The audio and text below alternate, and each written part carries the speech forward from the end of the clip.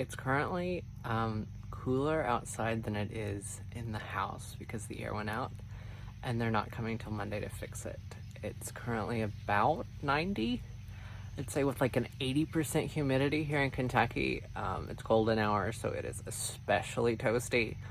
So I thought, while the Mississippi mud cake is baking, let's go on a little tour of my garden, because hey, I might as well start doing video more often. But anyways, we're actually in my tent right now. I have my first guests arriving next Thursday or Friday. Justin, Carter, when are you coming? I don't know. So I'm gonna get in here next week. I'm gonna finish setting it up. I've got to tighten it up a little bit, so the walls are sagging just a little bit right now. And I've got to finish setting it up. I went to my friend Drew Ann's house, and I picked up a bunch of new things for in here to decorate it with, but it's not photo ready, so I'm not going to show you too much of it, but I'm just going to tell you that I absolutely am in love with the Stout tent. I know that they just picked the winner for our giveaway, so congratulations to whoever you are. Thank you to everyone that entered. It was such a thrill to get to give one of these away. These are really phenomenal tents, and they're American made. So I am like honored that they asked us to be a part of that. But anyways, we have one here because we have a lot of events here at the house. And we thought it would be fun to have this where guests could stay, because there's always guests coming, because we have our markets, and we have our southern suppers, and we have our pop-up shops, and we have all the things here at the farmhouse. And now we have a tent in the center of my garden. It's making for beautiful photos, and I really hope that Justin and Carter have fun staying in it next week. And I hope that I make time to finish putting the beds in here, because there's currently only one. But I think it's cool. So we've got this is like purely set up for photos at the moment. There's gonna be a bed that'll go there. I'm sitting on a cot that actually goes outside. There's a twin bed there with a horse and all sorts of cool things. My favorite Mark Albert boots, which I have Mark Albert everywhere. And look at the rug. My aunt and I spent the winter cleaning out a 102-year-old lady's farmhouse. She died back in December, and she had the most amazing collections, including rugs. So you'll see some rugs around here. I got that stool from her. That trunk belongs to my ex. I got those from Drew Ann. Bought that at a little store in the Roseboro Hotel in Sharon Springs years ago. The flag is by Dixie Outfitters. That is not the brand. Dixie Reserve, which is a friend of mine over in Owensboro. Yeah. And I'm wearing one of my favorite hats from Heritage Coffee in Chicago. Also, yeah. And one of my favorite Sturdy Brothers bags. But anyways, let's go look at the garden, shall we? Because it's now getting hot in here. But this is one of those double-doored tents. So look, there's a door there. There's a door right here that we're gonna go out. Screens. And also, this is the Stargazer, which is one of like the deluxe versions. And all of these panels open at night. Well, they don't open at night, but you can open them and so you can stargaze, which is why we put it out here instead of in the underneath one of the trees where it'd be cooler. I really wish I knew how to like flip this around, but anyways, there's the farm behind me. You can tell how sweaty I am. So I'm gonna stop this. I'm gonna cut it. I'm gonna flip it. There we go. Okay, so we're now in my garden, which I have a week to get it photo ready. So I've got this beautiful table that came out of Dorothy's house, these beautiful chairs that I've had for years, Stanley, Bass Pro Shop, thermos, and then I've got this area that's all foxtail right now that we're gonna do something with. I just don't know what yet. But the garden. So this has been a garden since I was a kid, and you turn around here, which I don't actually like showing this direction.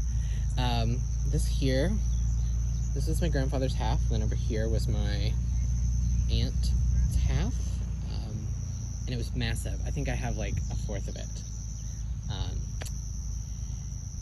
And for the last however many years, it hasn't been farmed. So when I inherited the farmhouse, I really, really wanted to bring the garden back. I thought my neighbor was gonna farm it this year, but it ended up not working out. So now it is mine, and I have a very small but beautiful garden this year that I'm so proud of. And then next year it will be, you know, huge. But that's beside the point. You can tell I need to string these up again. Gosh, they're growing daily. It's absolutely crazy. This corn was like here, right down here, a week ago. So I have strung up lights because we are white trash out here. And I wanted lights so that Carter and Justin would have light when they are out here. And we're gonna project steel magnolias on that next Friday night. And we're gonna have birthday cake and it's gonna be great. So we need Christmas lights and they're much cheaper than the fancy lights. So let's do a little garden tour. That's my orchard, and when I was a kid, there were like double the trees. So next year we're gonna put in more apple trees, we're gonna put in a pear tree, cherry trees, all the ones from when I was a kid, and hopefully someday they'll start producing again. This is my tobacco stick fence that we're working on. Over here you can tell where I've got it done. On this side I've got to finish. And someday I'll do a video on the history of tobacco sticks. But I wanted lavender because we want our events to be interactive. So we thought, oh, we'll plant 100 lavender plants, and when people come to our spring event next year, they can cut their own. So there's about 100 plants right here. I've got my lake garden down there, but the thing I'm really proud of is here.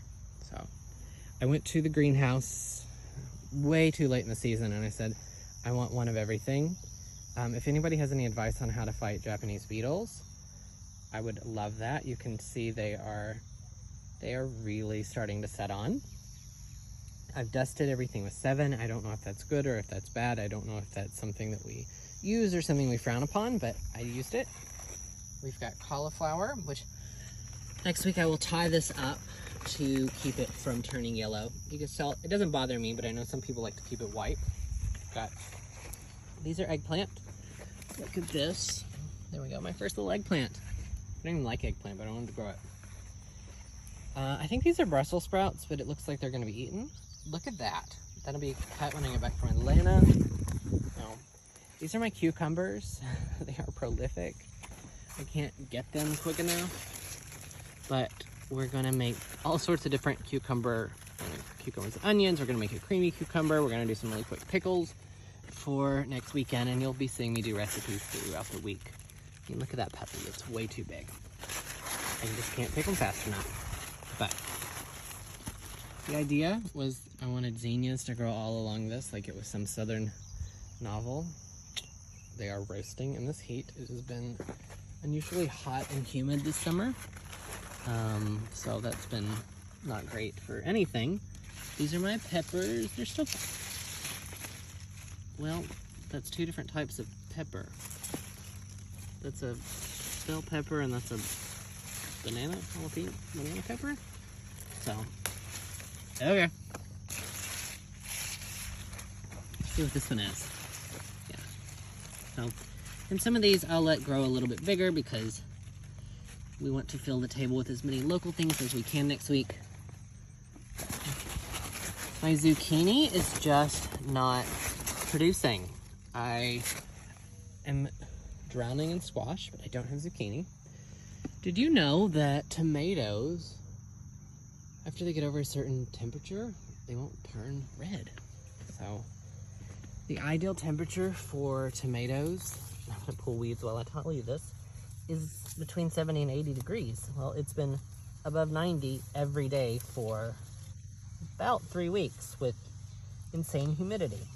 So they don't turn green, or they don't turn red in heat. You can hear the cicadas. Isn't that amazing? Isn't that just fantastic? But if you want to have fried green tomatoes, come on down. I will happily fry everything for you. We'll make you tons of sandwiches and all of that. But for now, there are no red tomatoes. Yellow squash? Shoot. Oh, wait, look at these. These are way too big. You want your squash to stay small and tender. When I was a kid, I just didn't understand. I thought, why don't you want it to be huge? Well, it's because it gets really tender, it gets really tough, and the seeds get really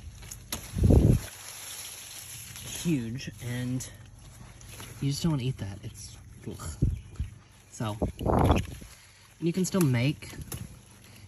cook like fried, I'm stuck. Like fried little cakes. What are those called? I can't think of what they're called. My okra, which perfect size. I love fried okra, but I think I actually like okra any way you cook it. Next year, I will definitely be doing a ton more okra. But so many squash are everywhere. I'm so happy about that. Basil. My basil is beautiful. Definitely want to wash all of the 7 before cooking with it, eating it. It smells amazing. But look at this. Look at this golden hour light. Isn't that amazing? I have sunflowers, but then I have corn, and I specifically sought out a variety that will grow 7 to 8 feet. Because I just wanted this beautiful, the corn fortress. But I wanted this to be beautiful corn. And I have Kentucky Pole Runner beans that are growing up them. And it's just gonna be really beautiful. I didn't want to have to have canes or anything for my beans. I wanted them to grow on the corn. So that's my garden, and there's sunflowers planted throughout. There's different things in these weeds. You can see my Christmas lights are falling. But yeah, that's a little tour of my garden. And if you're ever around, you'll have to come for a visit. I will serve you something from the garden. So, first year gardener, don't truly know what I'm doing, but I'm having fun. We already have a lot of plans for next year. I definitely want to expand. We'll see if I do the full size, and it may end up needing help. We'll see if we do the full size of the garden. It's so much cooler outside than it is in the house. I just want to say that over and over. We shall see. I definitely want to have pumpkins. When I was a kid, I grew pumpkins and I sold pumpkins. That was my spending money. Or I worked on the farm too, but hey, I did both. And I love Charleston gray watermelons. My grandfather always grew those, and I would sit at the peninsula in the kitchen and I would create tunnels through my big wedge of watermelon with a grapefruit spoon, and I just thought it was the best. Summer was the best time in the world, and it's why I love the cicadas so much now. I love all these crickets. I love all the sounds that you can hear right now. It just reminds me of my childhood in the very best way. Here, because I'm in the middle of it all. There's that Miranda Lambert song that says you can't go home again. You can. And there's nothing in the world wrong with that. It's a pretty good life out here. I do hope you'll come visit sometime.